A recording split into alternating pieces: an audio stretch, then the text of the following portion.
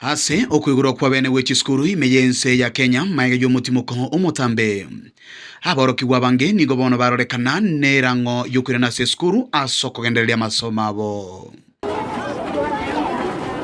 etaro yigeta seniki agatembe korwa ase skuru ya daraja 2 goikase skuru ya St Patrick's Mosocho nigo yarorekana nimiroberie miya yogo chaka amasomo abo litukulyankyo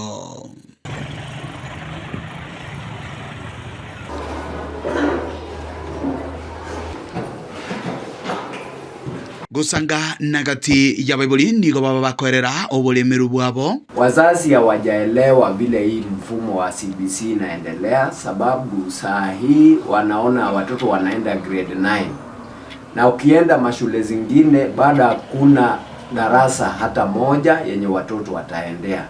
Sasa wazazi wako na changamoto hii mfumo.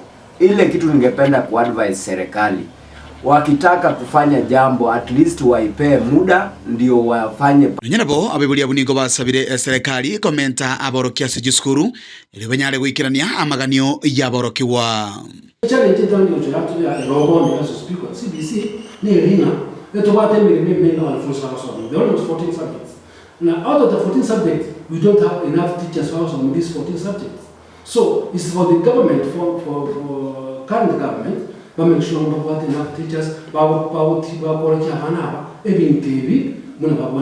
because CBC is full of practicals. Walimu wako. Kuna walimu lakini hatuna walimu wa kusomesa hizo subjects zote.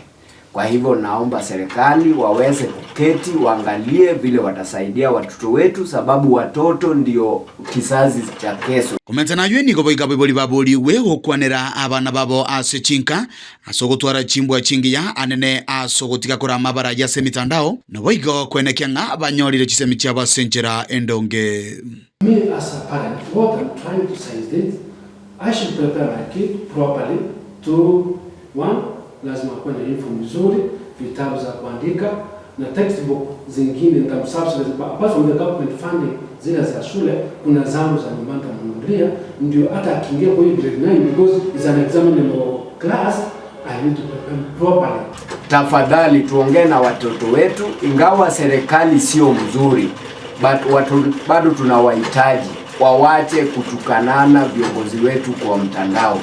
Wacha wa concentrate kwa kutafuta kazi na masomo. Iko ripoti ya getaseni kia Gatembe kuroiga sebunge ya Kitutu cha South Imeye County ya Kisii. Litirane inkoro kwa Dipon Asanya.